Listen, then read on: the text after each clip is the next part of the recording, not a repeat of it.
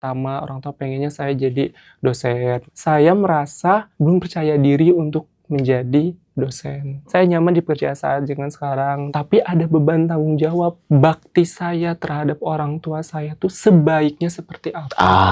Oke. Niatanmu baik, ingin menyenangkan orang tua. Itu dulu nomor satu. Karena begitu banyak orang yang bahkan peduli sama orang tuanya aja kagak. Masalahnya cuman bagaimana membahasakan cinta itu. Coach kasih solusi. Jadi gini, Coach.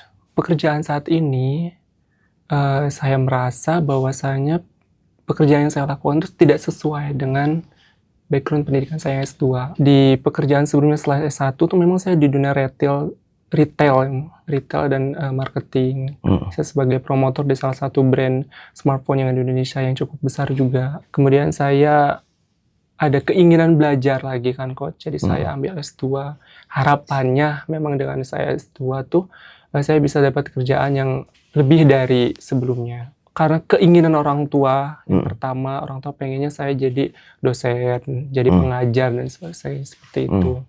Jadi saya juga ada, saya pengen coba untuk mewujudkan apa yang menjadi harapan orang tua terhadap saya. Tetapi, Coach, saya merasa belum percaya diri untuk menjadi dosen atau tenaga pengajar. Kenapa? Karena saya merasa ilmu saya belum siap untuk di-share atau dibagikan dalam diri saya. Jadi di pekerjaan saya pun saya nyaman dong, Coach. Saya nyaman di pekerjaan saya dengan sekarang, dengan benefit dan sebagainya. Tapi ada beban tanggung jawab Terhadap orang tua. terhadap orang tua. Jadi di perusahaan sekarang itu kau senang, Senang.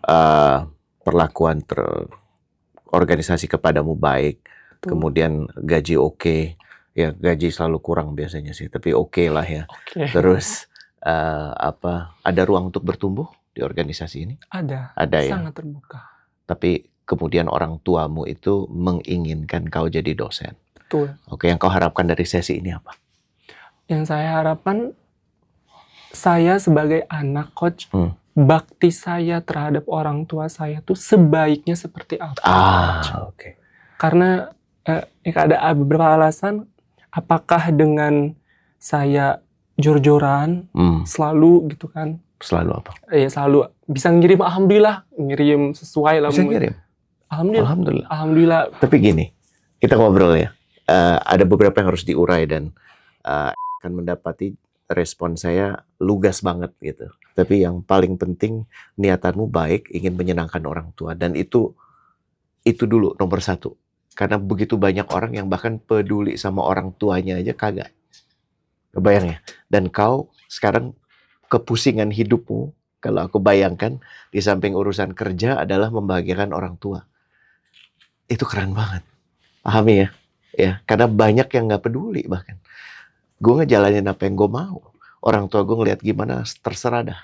Paham ya? Jadi kau datang ke sini mengatakan peduli sama orang tua, aku respect banget. Dan siapapun yang menyimak obrolan ini, walaupun mereka nggak tahu namamu, apalagi kalau mereka orang tua, dan kalau mereka anak muda, mereka bisa belajar darimu. Kalau mereka orang tua akan mengatakan gini, kalau aja anak gue kayak, paham ya? Itu nomor satu ya. Sepakat ya? Sepakat dulu dong. Salam ya. Jadi kau sayang sama orang tuamu, nggak ada masalah ya? Nggak pura-pura sayang kan? Supaya dilihat sayang, supaya dapat duit, supaya dapat warisan, nggak ada kan? Nggak ada ya? Oke. Sekarang kedua yang aku ingin nanya, menurutmu orang tuamu sayang nggak sama kau? Alhamdulillah sayang. Sayang kan? Selalu support. Selalu support kan? Di S1, S2, saya yakin bukan sesuatu yang mudah untuk orang tua mau mengorbankan, kalau saya bilang ya. Ya kan, anak yang sudah mulai dewasa untuk kemudian mengambil jenjang yang lebih tinggi. Saya aja bilang ke anak-anak saya, Papa akan bayar sampai S1, kalau kamu mau S2 cari sendiri. That's me. Itu aku. Jadi lebih kejam dari orang tuamu. Ya, tapi itu wujud bahwa orang tuamu tuh sayang banget. Sepakat ya? Kau rasakan itu juga ya? Salam dulu. Berarti nggak ada masalah. Masalahnya cuman bagaimana membahasakan cinta itu. Kenapa? Karena kerap kita berpikir bakti kepada orang tua adalah menuruti semua yang orang tua inginkan. Padahal yang orang tua inginkan bukan menjadi S2-nya saja, bukan menjadi dosennya, tapi melihat kau baik-baik saja. Baik-baik itu maksudnya gini, kau nggak Kenapa jadi dosen? Karena orang tuamu mungkin di alam pikirnya adalah kayaknya dosen tuh mulia banget. Dosen itu akan selalu dibutuhkan, akan selalu ada. Orang tuamu mungkin belum membaca statistik yang mengatakan gaji dosen itu di bawah UMR di beberapa kampus. Kebayang nggak? Ya, jadi itu kan tapi bukan sesuatu yang perlu sampaikan ke orang tua kayak gini. Mah, Pak, tahu nggak sih kalau yang namanya sebagian dosen tuh gajinya di bawah UMR tuh kan ngeselin, iya kan? Tapi kan kau ingin membahagiakan, so bagaimana bahagia? Menunjukkan bahwa kau oke, menunjukkan bahwa kau terus bertumbuh, menunjukkan bahwa kau terus peduli. Ya, jadi yang kita mau coba mainkan di sini adalah bahasa cinta. Kalau udah ada di organisasi, dan saya kenal organisasi yang kau sebut tadi, ya itu premier banget. Mereka emang punya kedisiplinan tingkat dewa gitu ya. Dan ini akan membentukmu. Usul saya bertahan dulu aja. Kan banyak yang bilang gini, saya tadinya awalnya berpikir saya S2 jadi sales promotor gimana ya coach? Ya nggak apa-apa. Yang penting lo ada kerjaan, karena kerempongan lo untuk membayangkan pekerjaan lain lebih baik dipakai untuk fokus pada pekerjaan yang ini. Karena dirimu udah punya, tahu bridgehead nggak? Starting point. Kau udah punya pijakan. Sementara yang lain yang masih mencari kerja, dan sekarang mencari kerja bukan sesuatu yang mudah, ya. Dan kau sudah dapat itu. Dan aku lihat kau baik, kau dipercaya. Ya, tugasmu adalah membuat dirimu semakin dipercaya. Pokoknya yang gue pengen adalah begini. Mana ya? Kok kalau nggak ada dia kayak ada yang kurang. Atau kalau ada pasti beres. Lebih cepat, lebih baik. Karena ini yang akan membangun kredibilitas dan reputasi. Sejalan dengan pertambahan kredibilitas dan reputasi, confidence level itu akan meningkat. Ya, rumus percaya diri itu bukan banyak ilmu. Karena kita tidak akan pernah pada posisi banyak ilmu. Justru jangan pernah merasa berada dalam posisi ilmu saya udah banyak untuk dibagikan. Itu justru nggak baik. Paham ya? Orang kalau ngerasa, oh gue udah tumpah ruah ilmuku, udah I'm there, gue udah tinggal numpahin doang. Nah itu malah nggak baik. Mau di sini 10 tahun lagi, sampai menjelang akhir hayat kita, tarikan nafas terakhir, kalau perlu kita selalu harus merasa gini, gue belum punya cukup ilmu. Kenapa? Karena itulah yang akan membuat kita terus mau belajar. Terus punya rasa penasaran, curiosity, tertarik untuk baca, tertarik untuk menyimak. Paham ya? Sementara kalau kerasa udah gue udah pinter, untung saya lega. Kamu nggak ngomong gini, aku tuh udah S2. Aku nggak melihat dirimu punya problem arogansi seperti itu. Bahasa saya tahu nggak apa? Basement 5 mentality. Apa diulangi?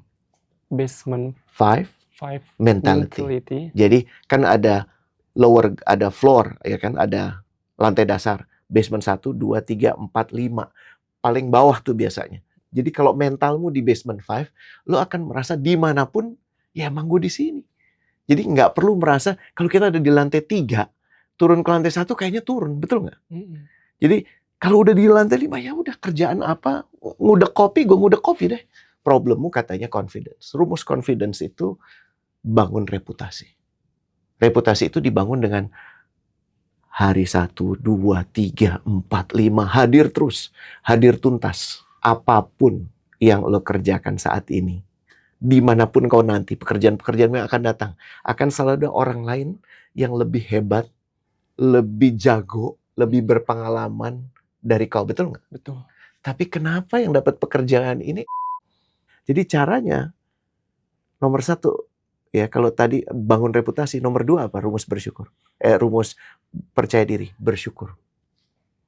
Mensyukuri yang ada. Jangan kayak anak kecil dapat mainan, terus dia ngeliat mainan temennya. Dia pengen mainan yang ada di tangannya, dia lepas, dia ambil ke temennya. Karena harus belajar bersyukur. Kau ini sudah diberi pekerjaan. Ya memang pekerjaannya tidak terlalu, belum pada tahap yang diomongkan gitu ya. Yang perlu lakukan sekarang adalah jaga bahasa cinta dengan orang tua. Ya, katakan bahwa ya, Bapak Ibu terima kasih, doakan. Aku mendengar yang Bapak Ibu inginkan, aku ingin jadi dosen. Tapi aku merasa ini panggilan hidupku. Saya merasa yang saya jalankan ini, saya cocok dengan orang-orangnya. Saya cocok dengan atasannya, dengan organisasinya. Dan saya bangga, Bu. Insya Allah suatu hari Ibu Bapak bangga sama saya. yang kau rasakan sebagai problem itu sebenarnya kesempatan untuk kau mendekatkan diri dengan orang tuamu, ya kan? Dengan memulai bahasa yang dengan menggunakan bahasa cinta, topik-topik yang mungkin mereka nggak pahami, dan ngobrol sama orang tua tuh pakai bahasa cinta, bukan bahasa logika. Kan orang tua nggak selalu tahu kinayah. Kinayah itu bahasa Arab, ngomong tanpa ngomong. Orang tua kan suka bilang gitu, ya sales gitu kan. Dia nggak menyebut apa, dia cuman ya tugasmu bukan jadi terpancing dan marah. Tugasmu adalah, iya Bu, halal kok Bu. Insya Allah berkah Bu. Gitu ya. Mulai sekarang ceritakan yang kau syukuri kepada orang tua. Kurangi atau bahkan kalau bisa tiadakan cerita problem. Kalau kau lihat problem, kau balik. Atasanku unik sekali. Aku punya tantangan untuk bisa jadi dekat sama dia. Itu kan beda kan? Ketimbang atasanku tuh nggak berguna banget mah. Udah nggak tahan. Gitu. Paham ya? Jadi kalau ibumu mendengar terus dan terus, aku senang banget hari ini. Aku dapat cerita seru banget loh Bu. Gitu, paham ya? Jadi yang kau ceritakan ke ibu itu sesuatu yang membuat dia hangat. Anakku baik-baik aja di Jakarta. Paham ya? Bahasa cinta pada orang tua. Artinya apa? You don't have any problem. Yang kau pikir sebagai problem, menurut saya malah satu berkah. Kenapa? Karena begitu banyak orang tua yang berharap anaknya seperti dirimu. Dan begitu banyak anak yang nggak tahu caranya untuk jadi seperti dirimu. Peduli atas apa yang orang tua inginkan dari saya. Soal dosen itu tadi, bukan sesuatu untuk dibedah, dibahas, tapi kau lebih bukan mengatakan pekerjaanku lebih baik dari dosen. Bukan. Tugasmu itu adalah mengatakan, saya menyukai pekerjaan saya mensyukuri pekerjaan saya bertumbuh di pekerjaan saya. Kau jadikan di pekerjaanmu sekarang yang bukan cuman dibutuhkan, tapi dinantikan. Ya. Nah, kalau kau konsisten melakukan ini, 6 bulan dari sekarang, hubungin aku lagi. Paham? Udah, aman kalau gitu. Thank you, Coach. Sama-sama. Coach Kasih Solusi.